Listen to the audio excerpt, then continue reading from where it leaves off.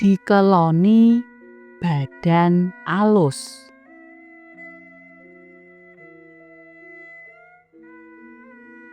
Crita nyata kang diaturake marang para maos iki dumadi ing wewengkon Kampung Kebon Jati, Kecamatan Cilacap Kidul. Nganti seprene lelakon kuwi isih cumithak ngeglo ing angen-angen. Nalika semono, beneri malam Jumat Kliwon. Watara jam 10 bengi, bulikku Sri Rukiah wis turu kepati. Sajake awake krasa sayah banget sakwise sedina mbetetet tandang gawe lan ngemong anake sing isih cilik. Kapinunjon Sumijan, bojone mentas mulih njaring iwak ning sakidule Kali Serayu, cedhak Sungai Paning Bengawan kasebut. Sajake Sumijan lagi apes. Anggone golek iwak ora tau entuk babar pisan. Kepara malah kelangan kepis utawa wadah iwak. Mbok menawa kepise kentir dong dheweke njaring mau. Mulane nggone mulih dicepetake. Pengangkae yen wis tekan ngomah enggal turu. Merga kejaba atine kagol, awak uga krasa lungkrah. Merga ambene mung siji, Sri Rukiah turu karo anake nomer 2 kang umure lagi 5 taun. Dene Sumijan saktekane omah terus nglusuh ing klasa mendhong caket lawang kamar mburi. Turune Sumijan katon angkler. Ngoroke banter sesenggoran. Kira-kira wanci tengah wengi. Dumadakan krasa ana sing marani lan ndesel melu turu bareng. Tangane ngrangkul bangkekan saka mburi. Kepara grayah-grayah tumeka ngendi-endi, klebu menyang perangan awak sing permana. Sumijan ora noleh babar pisan. Ing batin dheweke gumun. Mbokne kadingaren kowe mudhun saka ambene tole lan ngrungket awakku. Apa kademen? Takone Sumijan sinambi mbenekake bantale kang wis miring.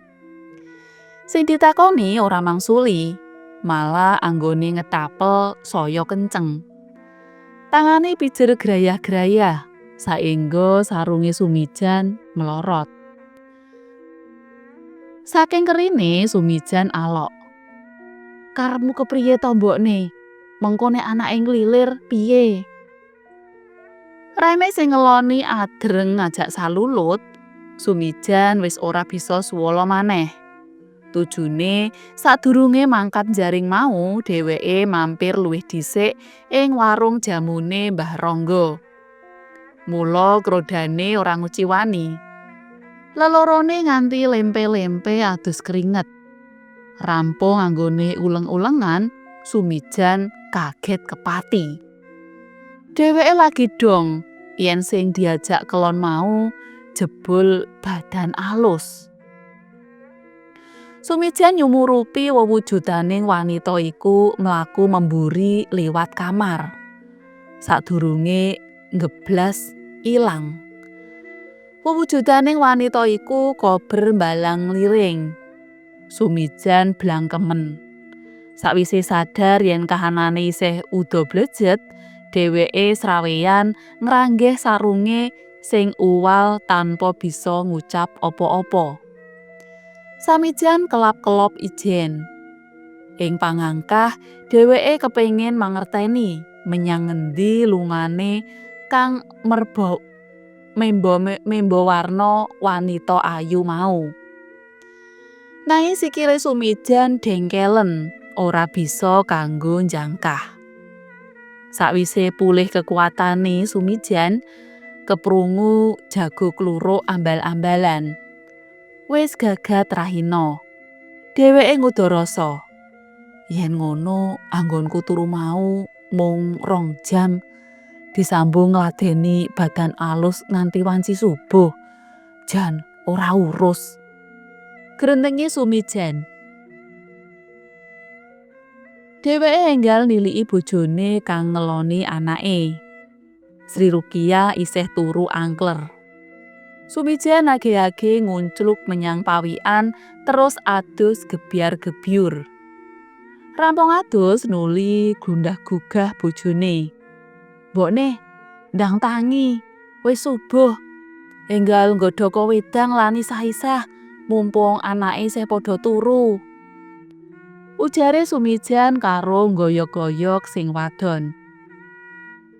Ora ngenteni tangine Sri Rukiah, Sumijan nuli ganti klambi terus lunga menyang omahe Mbah Badrun.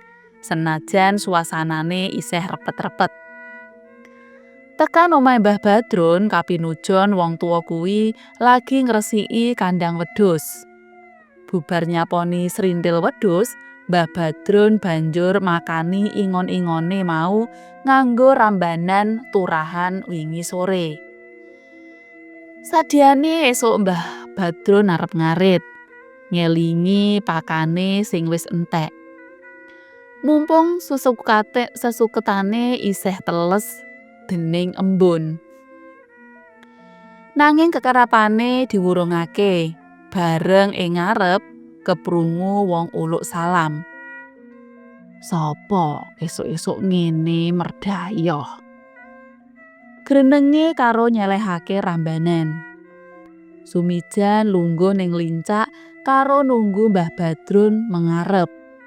Sejatine Mbah Badrun iku kapernah Pakdhe Gedhe Sumijan. Mula Sumijan wis apal yen jam-jam semene Pakdene kuwi mesti lagi ngresiki kandang wedhus. "Dingaren Jan, kok mruput tekamu mrene? Apa dikongkon bojomu?" Takone Mbah Badrun sakwise adu arep. "Mboten, kula namung badhe tangket bab kedadosan wau dalu." "Kedadean apa sing kok karepake? Apa bab lelembut utawa badan alus?" Sumijan gumun. Kok Mbah Badrun langsung bisa ndumuk. Mula Sumijan banjur nyritakake kedadean kang mentas dialami. Menawa bubar turu awor badan alus wujud wanita ayu. Ora mung turu awor, kepara uga laku saresmi. Mbah kaping pira dheweke digarap lelembut mau, sing cetha sakwise rampung gawene sikile Sumijan dengkelen. Krungu critane Sumijan, Mbah Badrun manggut-manggut karo mesem tipis. Sarehne Sumijan durung sarapan, mula dening Mbah Badrun dicepaki bakaran srapah utawa pohong lan ngombe wedang kopi ginastel, legi, panas, kenthel. Kedadean kang dialami Sumijan Mbah Badrun wis mangerteni sadurunge. Mulane pawongan umur 78 taun kang pono karo jagating lelembut iku banjur muja semedi. Ngobong dupa dilambari nyebar kembang setaman. Saengga kang gorong-godha wujud badan alus jroning kamare Sumijan minggat. Sawise rampung nggone teteki, Mbah Badrun banjur nyedhaki Sumijan. "Mijan, kowe ora usah sumelang. Yen kamarmu mau ana sing ganggu, mengko tak singkirake dimen keluargamu tentrem. Dene sing ngeloni awakmu dek bengi genah badan alus, wujud peri ayu lan gandane wangi." Mbah Badrun naweh katrangan. Sawise dijaba mantra lan disebari kembang dening Mbah Badrun, saiki wis ora ana maneh badan alus kang ganggu gawe Sumijan. Sumijan ora ngandhakake kedadean iku marang bojone. Sebab yen salah tampa mundhak dadi gendra. Crita nyata iki muga-muga bisa kanggo nambahi sesurupan marang para maos sedaya.